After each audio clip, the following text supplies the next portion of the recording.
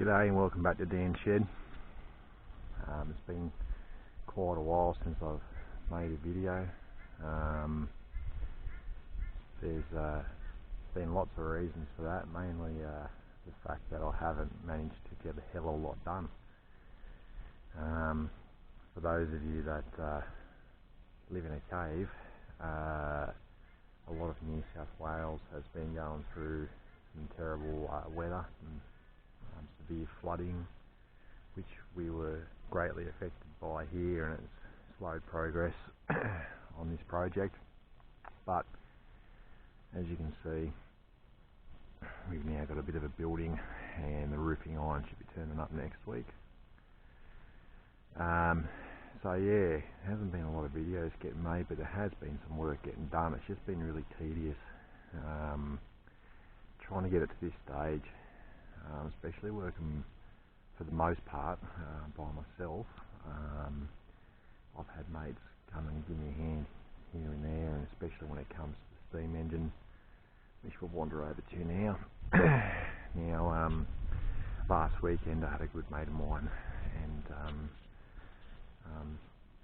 experienced steam fitter come and help me do the final bit of work we needed to do to this thing to get it back in ticket. So essentially, as of now, it's got a full pressure ticket, which means we can operate it up to the original 100 pounds that was specified by the manufacturer, so she's pretty healthy. The only real thing that the inspector asked us to do to bring it up to modern standards is what they call a test groove in the longitudinal joint in the boiler barrel. So some of you will know what that is, others won't. So basically the boiler barrel is made out of a sheet which is rolled and is lapped over. So this is what we call a double riveted lap joint. There are stronger joint types out there, but this is pretty typical of a portable of this era. Now, what can happen over a length of time, hoop stresses cause point loading, where the plate underneath protrudes to, which ends about there. At that point, because of the expansion and contraction, what can happen is it can cause a fracture point. So what they get us to do is put these grooves in. Theory being, if a fracture is starting to affect the plate, it will be most apparent there, and it should in theory crack at that point because it's thinnest, and you'll see steam blowing out of this test joint, which is not what you want. At what point you'll very quickly drop the fire and get water into it and leave would probably be my advice. There hasn't really been any recorded instances of this taking place, but you know, legislation is legislation. So we had to cut 3 of those across the length. I don't know if you can see it because it's pretty shadowy here. Anyway, we got that work done, and the inspector's happy. So we're getting it ready for the 30th of July.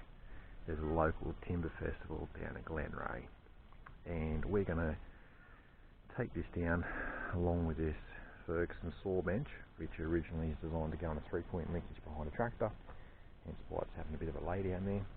Today I'm going to make up a frame, a bit of a skid to mount that in, and we're going to have a mate come around tomorrow who's going to give the blade a bit of a going over and a sharpen up, and we're going to put this in steam. And I might even make a video about that if you're lucky. We're also going to muck about with, where have I leave them? They're over here somewhere. The original engines that I purchased, which now belong to a mate of mine, but at least for the time being in my custody still, and you know, he's happy for me to utilise them. We're probably going to take these down as well, and I think what I'd like to do is make up a steam header with a trap and pipes that feed each engine, so you can shut them on and off as you see fit. So we'll set this up as part of the display down at Glenray. So today, absolutely gorgeous day here. I think it's supposed to like this all weekend.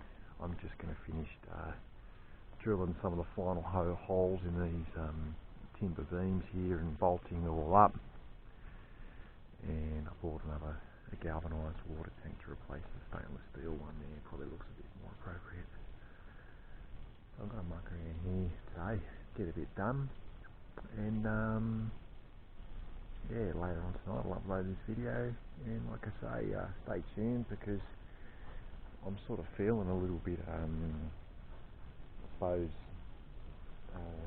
my interest has sort of grown in this a little bit as the weather has got better. It's pretty depressing when you just get week after week after week of just endless rain. I mean, you can probably see, I mean, the ground still is reasonably soft, and this is after 2 weeks of sunshine. Gives you a bit of an indication just how bad it really was here. It was actually difficult to even walk around this area. It was so waterlogged, and this is a gently sloping area too, you know. So yeah, look, I'll stop rambling, and I'll update you with another video. Alright, cheers.